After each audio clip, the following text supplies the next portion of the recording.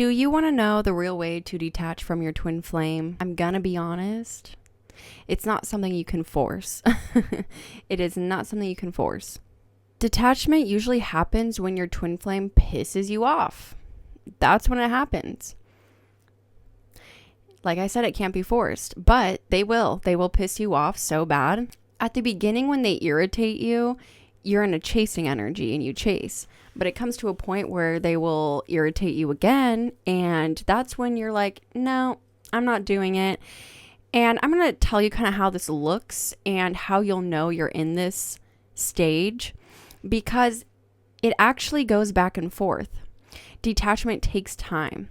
It's not something that just like happens, you're detached and you're there.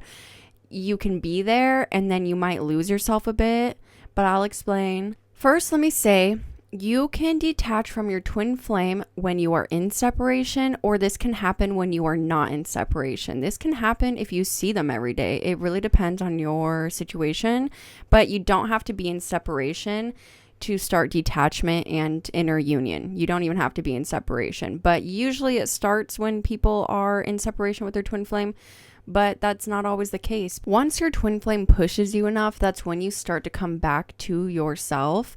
And like I said, this is when inner union starts to happen. It's kind of funny because you can be grateful for it in a way. Like you might be mad at them, but you're also grateful. Like, I'm so glad that you pissed me off to the point where I now love myself. Thank you.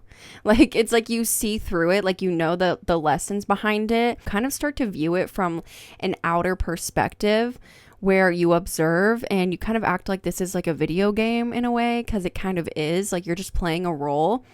And the thing is, the masculines aren't really aware of that, but the feminines are. And it doesn't really matter at the end of the day what your masculine is doing. When you start to come into union with yourself and you start detaching, you don't really care. They're either going to come with you or they're not going to. And you don't mind either way. Of course you want them to come with you, but if they don't, you're like, hey, not my problem. I'm doing what I'm supposed to be doing. So detachment is really when you're just like, whatever, dude, you do what you want. You do whatever you want. I can guide you. I can give you assistance. I can tell you, hey, you should work on this. You can guide your masculine, but at the end of the day, they're going to do what they want. And you'll be okay with that. You'll just be like, you know what? Fine. You might have days where you get triggered when you are in detachment. So you'll feel detached. You'll be aligned. You'll be in your energy. You'll be loving yourself. And then a trigger might come up. And then you feel like you're falling back. And you're like, oh my God, why is this bugging me? Like, I thought I was coming into union with myself. You still are. You are still coming into union with yourself. You are still detaching. And that is a good thing. And when these triggers come up, you just observe them. You ask yourself why, and then you realign yourself, and then you keep moving forward. So expect some days you might spiral, and then you will come back to yourself and you will recenter. And that happens until you can integrate the energy, which takes time. Eventually, you won't be obsessing over their choices. You won't be trying to control them. You will have boundaries, you'll be like, don't do this, because if you do, I'm out. Thoughts about them or things that they've done in the past that make you mad might come and go, but you won't allow it to like take over your emotions anymore. Like, it won't ruin your day. And you also don't care about union. I'm going to be honest. I don't know if I'm a weirdo, but I've never really cared about union. And when you're detaching, you definitely don't really care about union because you're more focused on union with yourself than your twin flame. Just remember, this journey isn't about them. It is about you. It is about you loving yourself. That is what this is about. This is about you coming home to yourself, remembering who you are.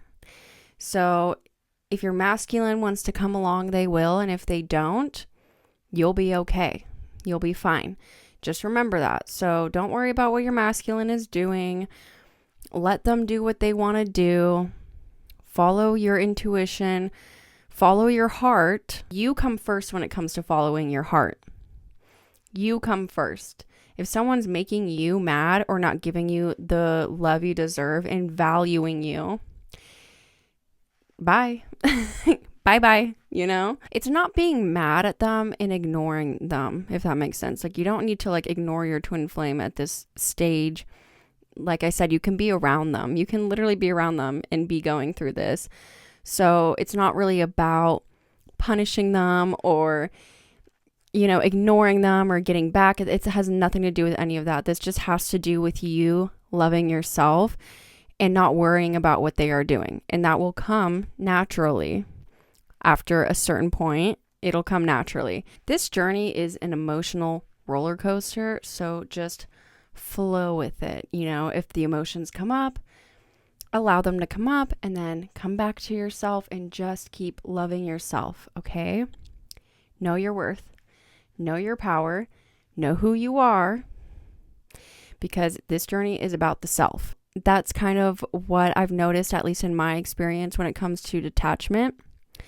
And it can look different for everybody, but just remember to try to embody love, okay? Come from a place of love at all times, but not in a way where you are ignoring your own needs, because when you come from a place of love, it starts with yourself.